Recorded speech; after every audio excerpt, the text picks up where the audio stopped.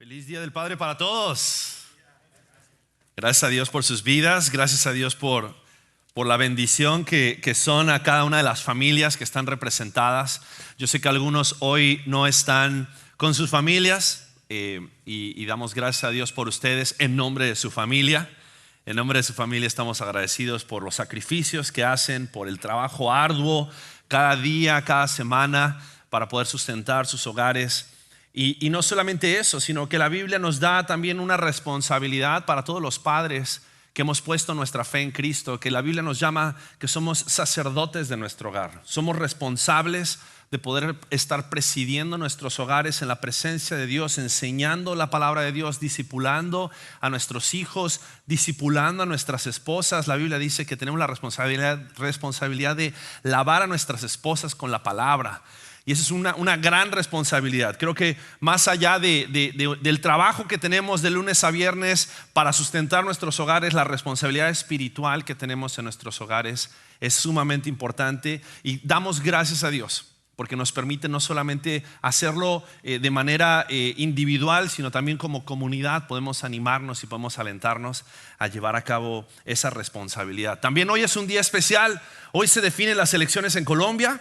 Y estamos orando por ese país hermoso, amado. Varios de nuestros miembros de esta iglesia son colombianos y estamos agradecidos también por cómo el Señor ha estado moviéndose y también por lo que el Señor hará. Estamos confiando que Dios está también detrás de todas las cosas. Cantábamos recién al comienzo que todas las cosas que Dios hace las hace para bien, ¿no? Y entonces sabemos que si aún este tiempo ha sido un tiempo de espera, un tiempo que se han alargado la decisión, también sabemos que el Señor está obrando y Él está actuando aún tras bambalinas. Entonces vamos a seguir confiando en el Señor, en que Él va a hacer su obra. Amén.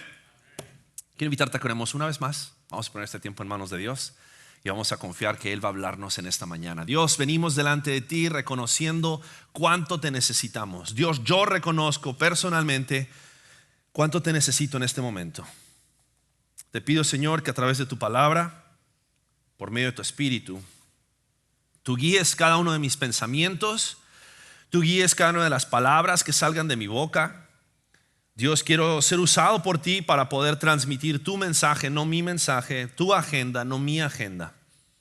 Espíritu Santo, este es tu momento para hablar a nuestras vidas y por eso venimos rendidos delante de ti, reconociendo que necesitamos escuchar tu voz.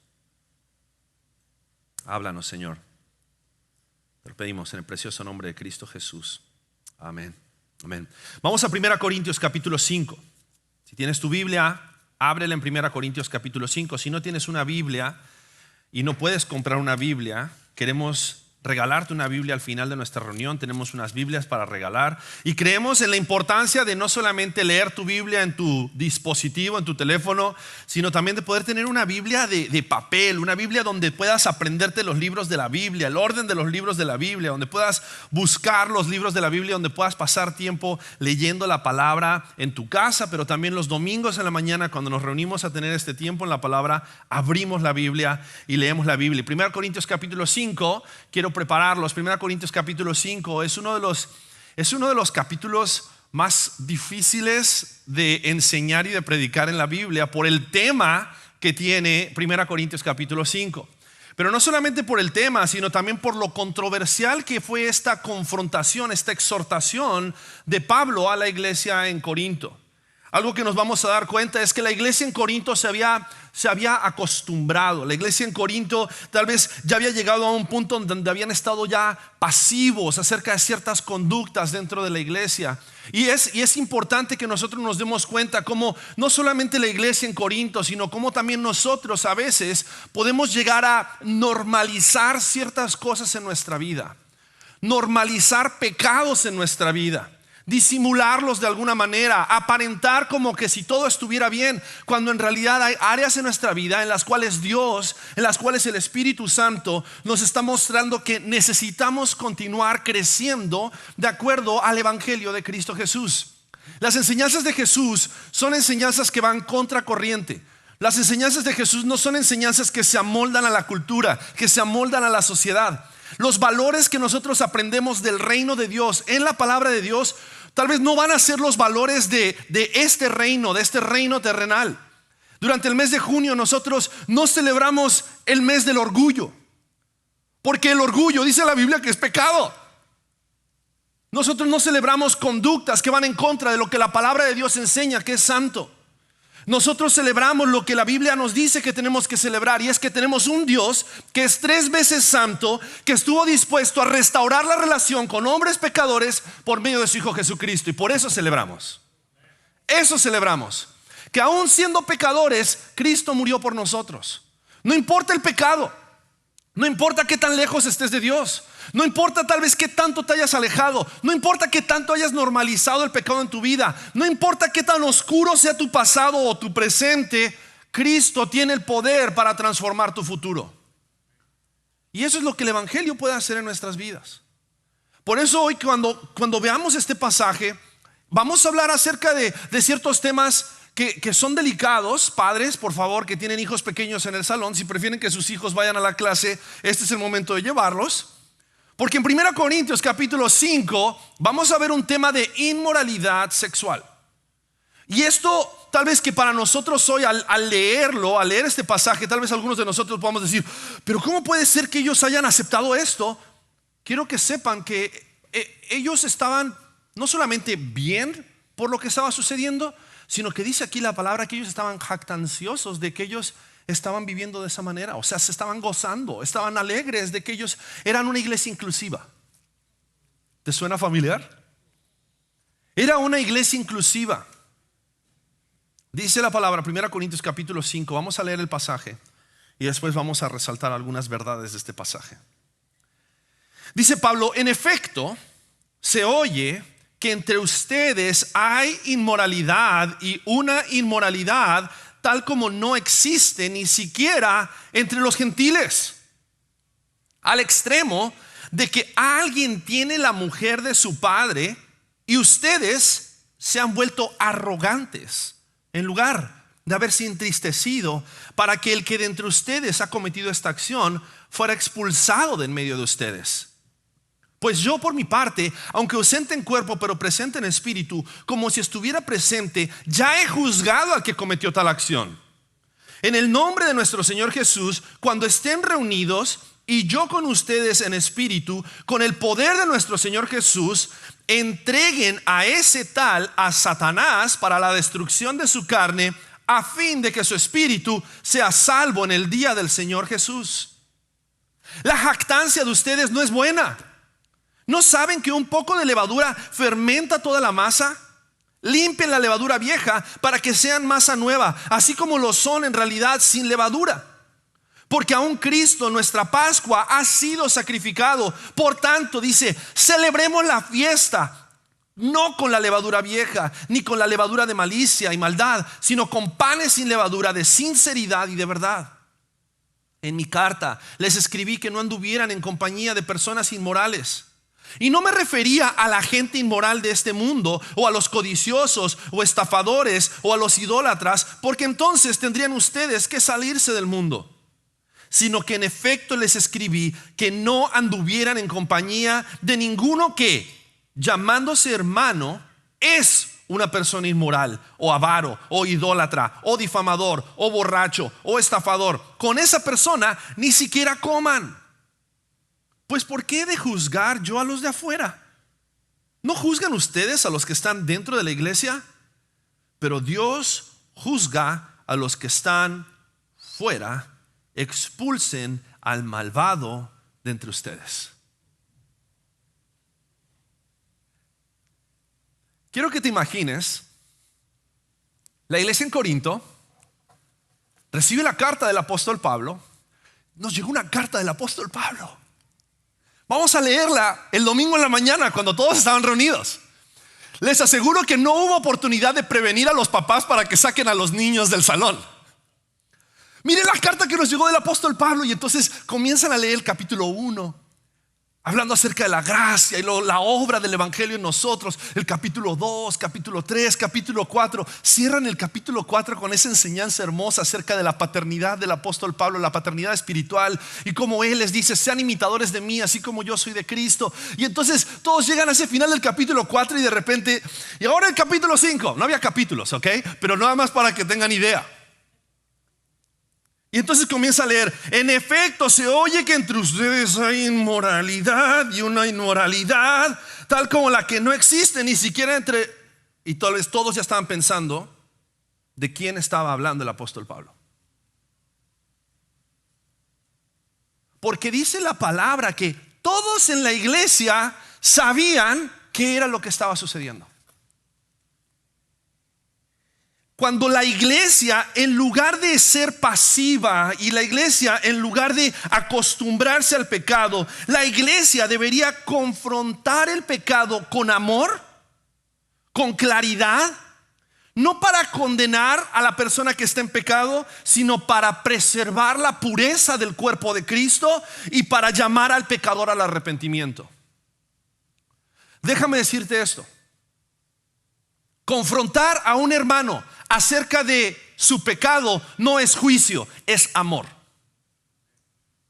Porque cuando tú y yo nos alejamos de los caminos de Dios, cuando tú y yo caminamos en desobediencia a Cristo, cuando tú y yo perdemos de vista la cruz del Calvario y lo que Cristo hizo por nosotros, y comenzamos a andar según nuestros propios deseos y pasiones, no eres un lobo solitario. Dios ha provisto de una comunidad, de una iglesia, de tu iglesia en casa, de esta congregación, para que juntos nos llamemos de vuelta a la obediencia a Cristo. Pero lo que estaba sucediendo aquí en la iglesia en Corinto era que ellos habían entrado en un modo de pasividad acerca del pecado. Y vamos a darnos cuenta en los primeros 2 versículos las consecuencias de esa pasividad acerca del pecado. Mira lo que dice el apóstol Pablo. En efecto, dice, se oye acerca de ustedes. Y esto es grave, porque este no era un pecadillo oculto dentro de la congregación, sino que era algo de lo cual ellos se enorgullecían tanto que hasta ellos era parte de su reputación. Ellos no era algo como que lo tenían discreto, así como que bueno, no vamos a hablar acerca del tema. No, ellos decían: ¿saben qué? Tenemos un hermano dentro de la iglesia que es pecador y peca de esta manera, pero la gracia de Dios es suficiente, entonces está bien pecar. Dice: se oye de ustedes alguien, una inmoralidad tal como no existe ni siquiera entre los gentiles. Ni siquiera los no creyentes se sentían en la libertad de pecar de tal manera. ¿Cuál era ese pecado? Acá en este mismo versículo nos dice de que un hombre estaba teniendo una relación incestuosa con la esposa de su padre. Estaba teniendo una relación íntima sexual con su, no sabemos si era su madrastra o tal vez su propia madre. Y entonces el apóstol Pablo no le entra en la cabeza y dice: ¿cómo es que ustedes lo están permitiendo? ¿Cómo es que ustedes están permitiendo este pecado? ¿No saben la mala reputación que tiene eso aún para los gentiles? Aún los que no tienen temor de Dios no hacen esas cosas. Pero también eso está trayendo mal testimonio para los no creyentes, porque si los gentiles se habían enterado, seguramente también las otras iglesias ya se habían enterado. Y otros creyentes, tal vez algunos creyentes nuevos, estaban pensando: entonces es normal, entonces está bien, entonces está bien insultar y decir malas palabras, entonces está bien vivir de una manera descontrolada de acuerdo a nuestros deseos y nuestras pasiones. Y entonces el apóstol Pablo quería hacerles ver que hay un mundo a nuestro alrededor, hay una iglesia a nuestro alrededor, hay una siguiente generación a nuestro alrededor, que si nosotros somos pasivos acerca del pecado, ellos van a normalizar esa conducta y van a pensar que está bien. Eso era lo que estaba sucediendo. Y eso les estaba llevando a un entumecimiento espiritual a tal punto que no tenían vergüenza, sino que dice el apóstol Pablo, eran arrogantes. Se enorgullecían de lo inclusivos que eran. Se enorgullecían de ser una iglesia que recibía al pecador. Ojo, la iglesia es un lugar que recibe al pecador, pero que no está de acuerdo con que el pecador siga pecando. La iglesia tiene que ser un lugar donde tú y yo, porque levante la mano el que no peca más. y lo apedreamos por mentiroso. Todos pecamos. Pero la gran diferencia de este pecador es que dice que ellos se habían hecho arrogantes de que ya ellos estaban aceptando y normalizando y estaban siendo pasivos acerca del pecado, y dice, está bien que peques, porque tu pecado, y esta era la mentalidad de muchos, tu pecado no es tan grande como para que la gracia de Dios no sea suficiente para recibir el perdón de tus pecados. Pero el apóstol Pablo más adelante nos va a ayudar a entender ese concepto de la gracia y cómo la gracia no es un permiso para pecar, sino que tiene que ser una conciencia nueva que nos lleva a vivir una vida lejos del pecado. Ahora, ante estas realidades creo que tenemos que evitar dos errores. Un error es el legalismo. El legalismo es confrontar el pecado con dureza y con superioridad y falta de misericordia. Confrontar al pecado y hacer sentir a la otra persona como inferior. ¡Ay, qué sucio eres! Mira tu pecado, sin darte cuenta que tú también eres un pecador que necesita de la misma gracia de Dios en tu vida. El legalista lo que hace es, por un sentimiento de superioridad, señala el pecado de otros sin reconocer que tal vez él mismo tiene pecados y tiene cola que le pisen. Ahora, la liberalidad es, pues mejor vamos entonces a pecar todo y nadie nos decimos nada. Y cada quien hace lo que quiere. Pero el apóstol Pablo no está apelando ni al legalismo ni a la liberalidad. Tampoco está apelando a la permisividad de ignorar el pecado en nombre del amor. Es que el amor cubre todas las fallas. Amor es amor. Love is love.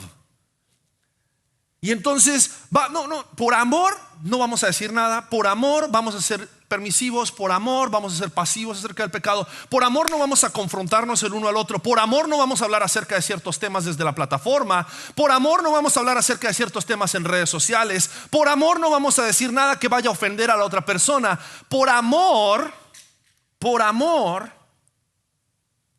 es que Dios decidió enviar a su Hijo Jesucristo a morir en la cruz por nuestros pecados. Porque nuestros pecados nos separan de Dios. El amor estuvo dispuesto a entregar a su propio Hijo, porque nuestros pecados eran cosa seria. Pero si tú y yo no los vemos como cosa seria, podemos llegar a entrar en esta pasividad y permisividad dentro de nuestras iglesias y dentro de nuestros círculos, sin señalar el pecado como algo que necesita ser redimido. Déjame decirte algo: no hay pecado que sea suficientemente grande del cual Cristo no te pueda perdonar. Pero si tú no reconoces que eres pecador, nunca vas a buscar el perdón de Cristo. Necesitamos reconocer nuestro pecado. Necesitamos reconocer que el pecado es maldad. La maldad nos separa de Dios, porque Dios es santo. Recién cantábamos, Él es digno. Ninguno de nosotros podría entrar delante de la presencia de un Dios digno y santo en medio de nuestro pecado. Pero esta iglesia había normalizado el pecado. Y te voy a decir por qué estaban ellos normalizando el pecado. Porque ellos no querían señalar el pecado de este hombre, porque sabían que ellos mismos tenían esqueletos dentro del closet. Entonces, mejor yo lo señalo para que no me señalen, porque con la misma vara que mides serás medido. Entonces fíjate, la permisividad al final del día tiene un deseo de seguir pecando y seguir encubriendo el pecado. Por eso el apóstol Pablo nos lleva a reflexionar cómo el evangelio tiene el poder de librarnos de nuestros pecados. Y lo que el apóstol Pablo les dice aquí a esta iglesia, le dice: ustedes se han vuelto arrogantes en lugar de haberse entristecido. Lo que el pecado de las demás personas tendría que generar en nuestros corazones es tristeza. Cuando alguien peca contra nosotros o alguien en medio de nosotros peca, tendríamos que entristecernos. Sin embargo, ellos, en lugar de entristecerse, se hicieron arrogantes. Pero ¿por qué debemos entristecernos? Dice: para que el de entre ustedes que ha cometido esta acción, dice, fuera expulsado de en medio de ustedes. Y tal vez uno podría pensar: ay, qué drásticos, qué duro. ¿Cómo que expulsar a una persona de en medio de ustedes? Y tal vez no vamos a entrar en el detalle de lo que eso implica, pero quiero que entiendas por lo menos la esencia de lo que esto significa. Expulsar a alguien en medio de nosotros cuando ha pecado no es la persona que ha pecado, confesó su pecado y que está arrepentido y quiere cambiar. Lo que está sucediendo acá es que esta persona estaba empedernidamente pecando y ellos estaban bien con que peque. Es como si ustedes de repente se enteraran de que yo tengo una relación con otra mujer aparte de la de mi esposa y que ustedes estén bien, tranquilos. No, está todo bien, pues es el pastor. Nos enseña los domingos la palabra. Aparte toca la guitarra y canta. Vamos a darle chance. No vaya a ser que después descubra nuestros pecados. No vaya a ser que después señale nuestros pecados. Pero la Biblia dice que tú y yo somos responsables unos de otros para exhortarnos al amor y a las buenas obras. Por lo tanto, tenemos que darnos cuenta que la consecuencia de la pasividad acerca del pecado es que refleja al mundo un evangelio que no es evangelio. Refleja al mundo una imagen de Cristo que no es la imagen de Cristo que nosotros vemos en la palabra. Porque Cristo tomó tan en serio el pecado que estuvo dispuesto a morir en la cruz por nosotros. Esa es la seriedad del pecado. Y la pregunta no es cómo protegemos nuestra imagen como iglesia. La pregunta debería ser cómo amamos a las personas que han pecado dentro de nuestra iglesia lo suficiente como para no dejarlos caminar hacia la destrucción. ¿Me amas? Espero que algún día te toque corregir, me corrijas con amor. Me corrijas con verdad y me corrijas con amor, así como yo deseo hacerlo también contigo. No podemos permitir la pasividad dentro de la iglesia acerca del pecado. Pero también mira lo que dice en el versículos 3 al 5, que el propósito de la disciplina siempre es restaurar, no condenar. Mira lo que dice la palabra. Pues yo, por mi parte, aunque ausente en cuerpo, pero presente en espíritu, como si estuviera presente, ya he juzgado al que cometió tal acción. En el nombre de nuestro Señor Jesús, cuando estén reunidos y yo con ustedes en espíritu, con el poder de nuestro Señor Jesús, entreguen a ese tal a Satanás para la destrucción de su carne, a fin de que su espíritu sea salvo en el día del Señor Jesús. Wow, qué mensaje para el día del Padre. Entréguenlo a Satanás. ¿Qué significa eso? Lo que el apóstol Pablo le estaba diciendo acá, le estaba diciendo lo siguiente: si alguien ha pecado en medio de ustedes, si alguien de ustedes ha empedernidamente, sin vergüenza, arrogantemente continúa pecando, ustedes tienen que sacarlo de la comunión del cuerpo de Cristo. ¿Qué significa eso? Tenemos que hacer como si esa persona no fuera un creyente en Cristo. ¿Y sabes qué hace eso? Eso hace que esa persona se dé cuenta de lo que se está perdiendo al ser parte del cuerpo de Cristo. Y la Biblia, no solamente aquí, sino también en Mateo capítulo 18, nos habla acerca de un proceso de cómo nosotros tenemos que confrontar a aquel que nos ha ofendido, cómo tenemos que confrontar a aquel que ha pecado. Y en esa confrontación no es una confrontación donde una vez y ya, o dos veces y ya, sino que hasta 3, 4 veces vamos a amarnos y confrontarnos y decirnos la verdad. Pero si hay alguien que encarecidamente quiere continuar en una vida de pecado, esa persona no está reflejando que ha entendido el evangelio de Jesucristo. Y si alguien no refleja que ha entendido el evangelio de Jesucristo, esa persona no se puede llamar cristiano. Porque Jesús dijo: si me aman, guarden ¿qué? Mis mandamientos. Si me aman, caminen en obediencia a lo que yo enseño. No quieres obedecerme, entonces no me amas. Entonces, si no me amas, no digas que eres cristiano. ¿Y con qué propósito?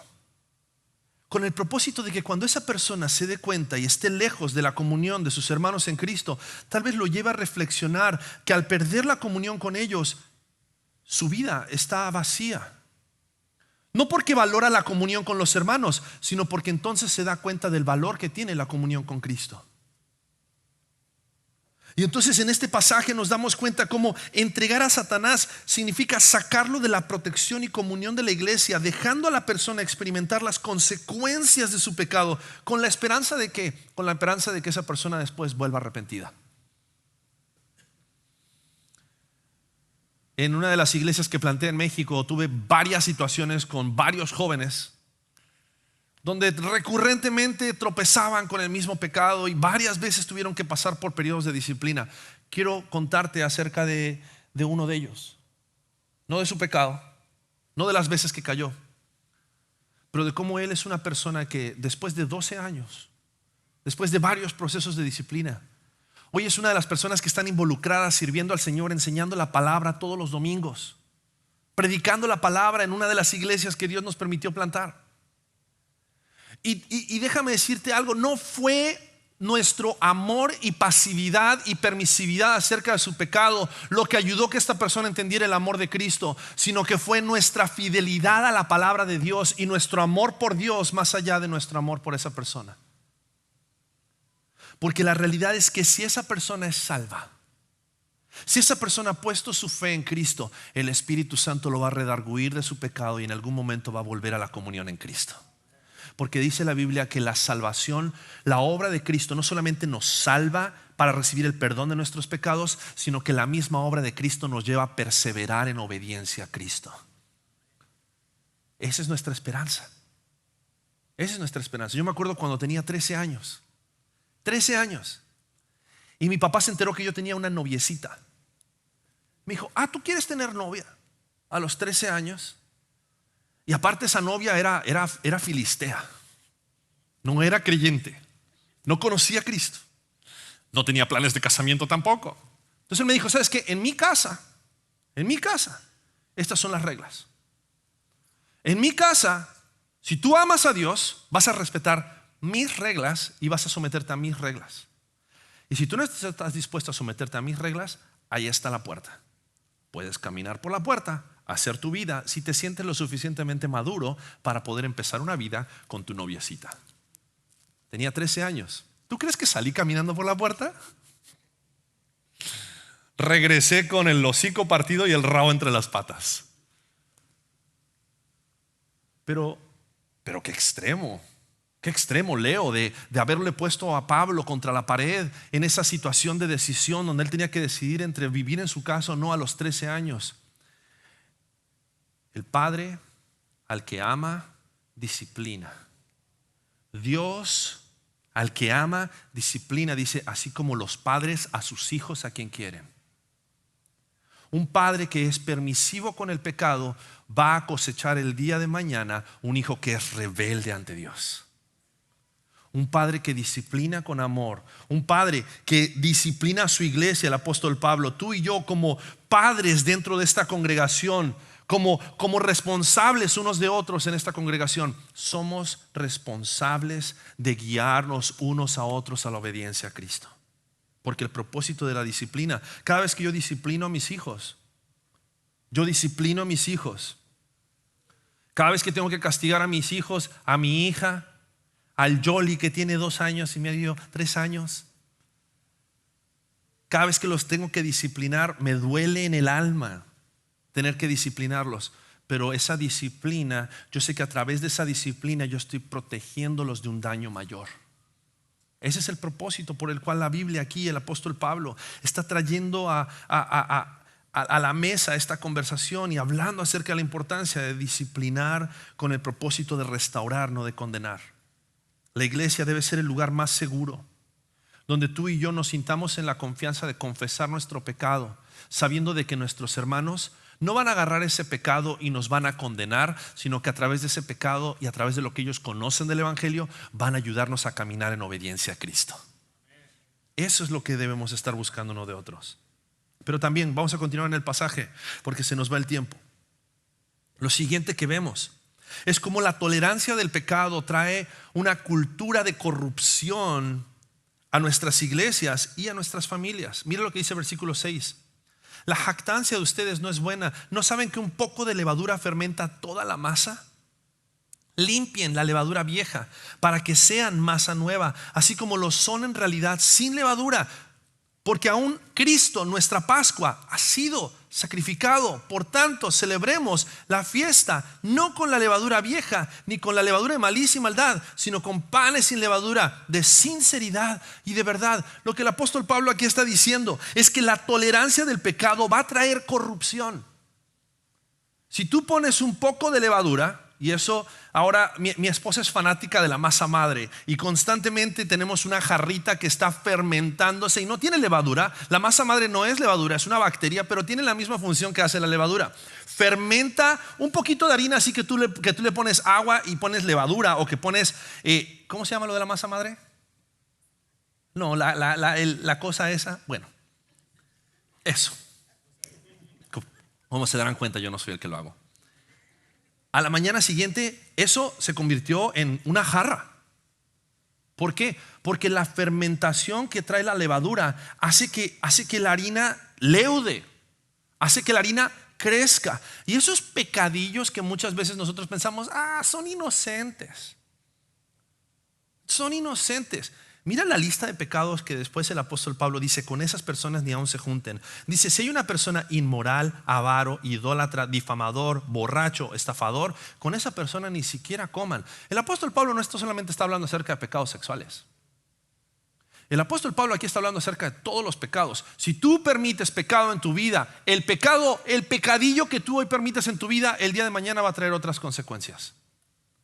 Tal vez esa serie de televisión que tú hoy miras y dices: pero son un par de escenas nada más que salen. El día de mañana van a convertirse en pensamientos, en deseos, y se van a convertir en cosas que te pueden llevar a la acción y al pecado.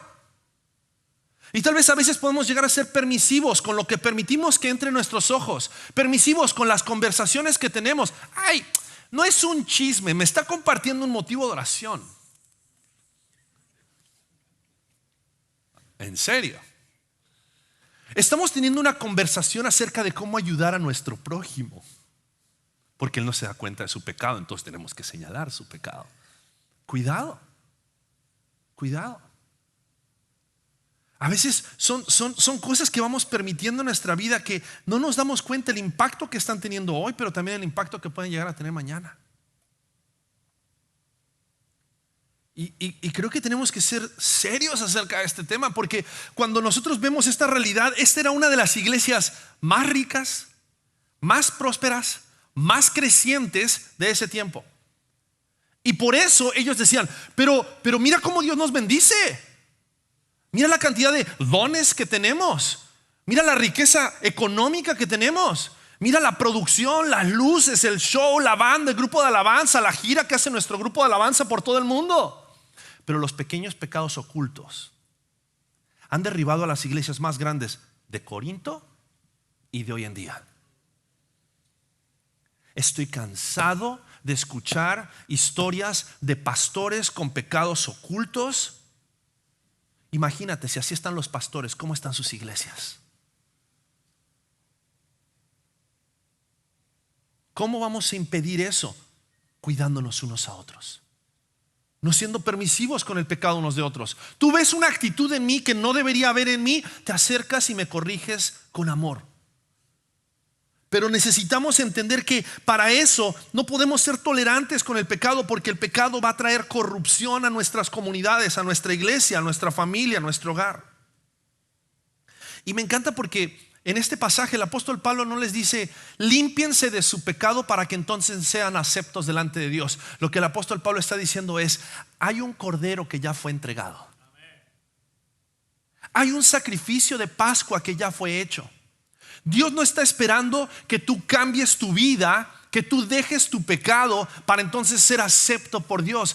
Él lo único que está esperando es que tú seas consciente, responsable de tu pecado, para que te arrepientas de tu pecado al recibir la obra de Cristo Jesús en tu vida.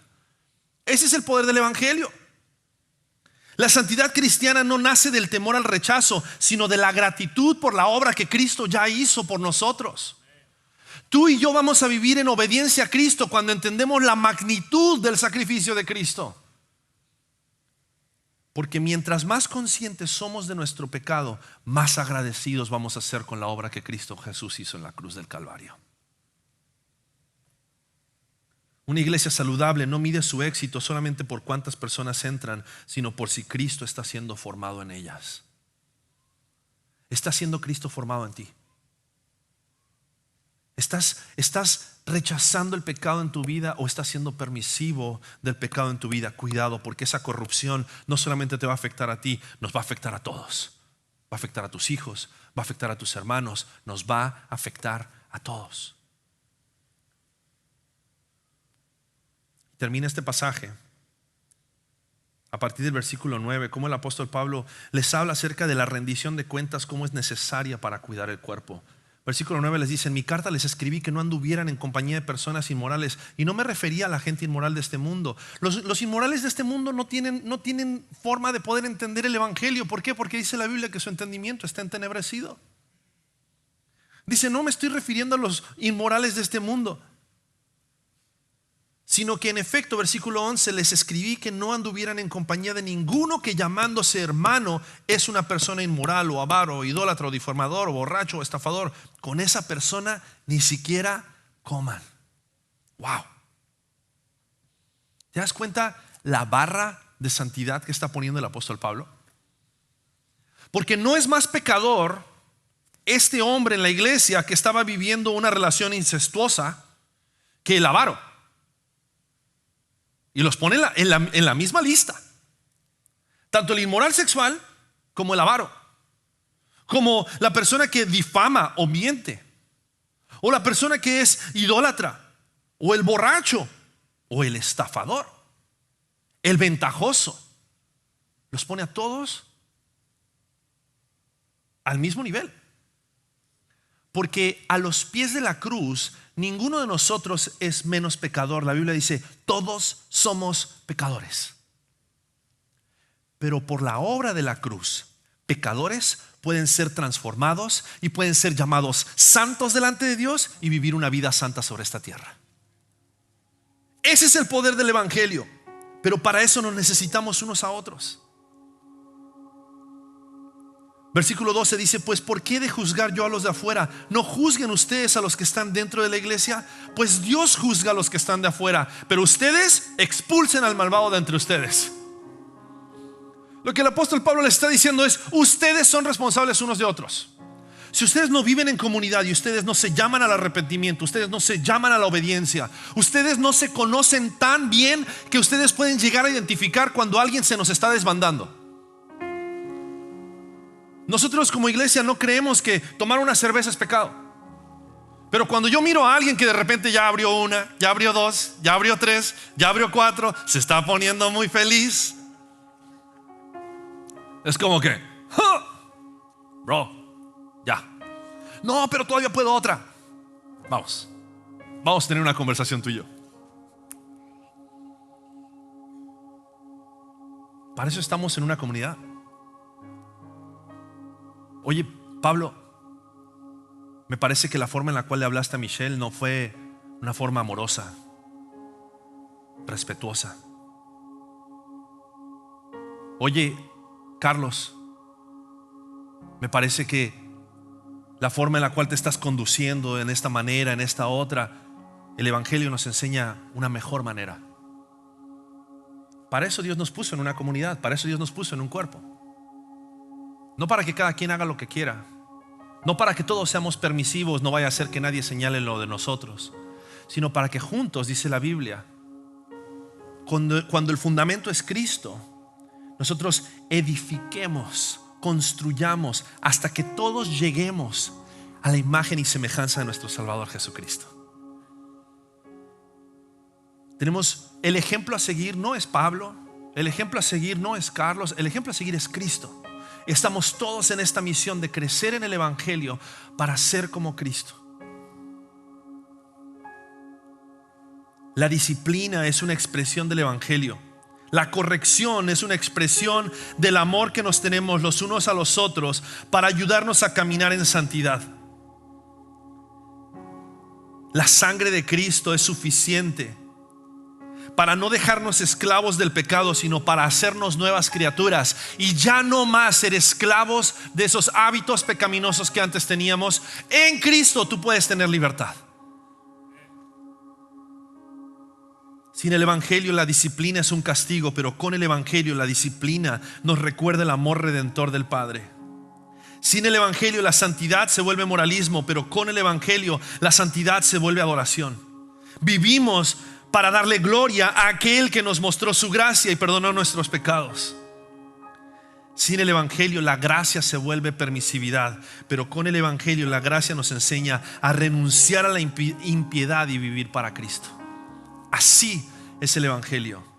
Así es la vida a la cual tú y yo estamos llamados. Ahora, creo que rápidamente podemos llegar a caer en el error de preguntarnos: ¿qué debe hacer la iglesia cuando alguien está en pecado? Creo que la pregunta que tú y yo nos tenemos que hacer es: ¿qué estamos haciendo nosotros? ¿Qué estoy haciendo yo acerca del pecado en mi vida, pero también el pecado de las personas a mi alrededor?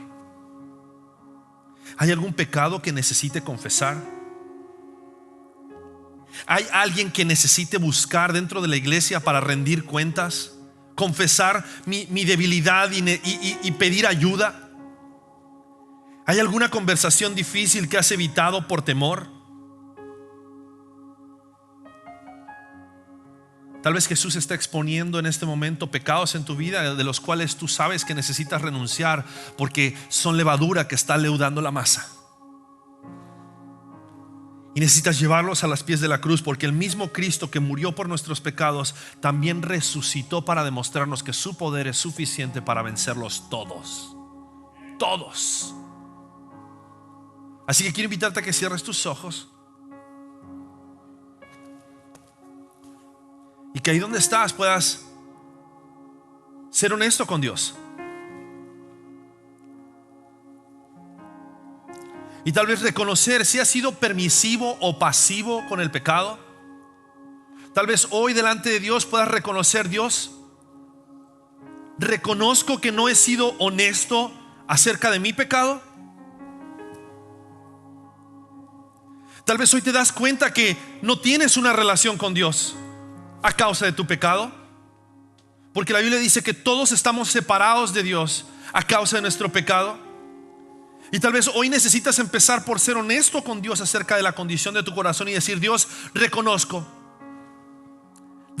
que he sido permisivo, que he sido pasivo, pero hoy me doy cuenta que tú eres un Padre amoroso, que no quiere que yo experimente las consecuencias del pecado, sino que quieres que yo experimente el perdón de mis pecados, la restauración de mis pecados.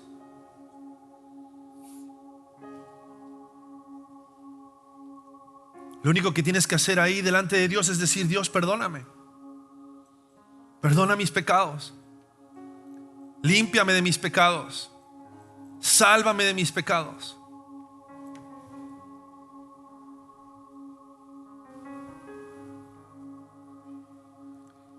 Tal vez algunos de ustedes en esta mañana se dan cuenta que han sido permisivos también con los pecados de otros a su alrededor.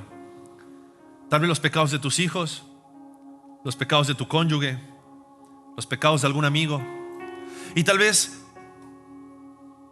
necesitas acercarte a esa persona con amor y traer la corrección que Dios quiere traer a su vida, para traer restauración a su vida. No dejes pasar más tiempo. Tal vez tú te das cuenta que hay un pecado con el cual estás luchando y que necesitas ayuda. Acércate a alguien, acércate a una iglesia en casa. Acércate a alguien hoy dentro de la iglesia tal vez y dile: ¿sabes qué? Tú que me conoces, quiero rendirte cuentas acerca de esta área en mi vida. Quiero ser libre. Y créeme que juntos vamos a ser responsables unos de otros para poder estar creciendo en el evangelio y ser libres, vivir una vida como libres en Cristo Jesús. Para eso estamos. Dios, gracias por tu palabra. Gracias por el evangelio. Gracias porque nos recuerdas cuánto nos amas, pero también nos recuerdas ese poder transformador a través del cual, Dios, tú aún sigues obrando en nuestras vidas. Ayúdanos, Dios, a vivir vidas que reflejen el poder transformador del mensaje de la cruz. No queremos ser permisivos o pasivos acerca del pecado en nosotros o alrededor de nosotros. Queremos ser compasivos por el pecador, pero también queremos traer la corrección en amor que tú traes a nuestras vidas, para que juntos podamos ser la iglesia que tú deseas que seamos. Una iglesia que persigue la santidad, pero una iglesia que también está dispuesta a perseguir al pecador,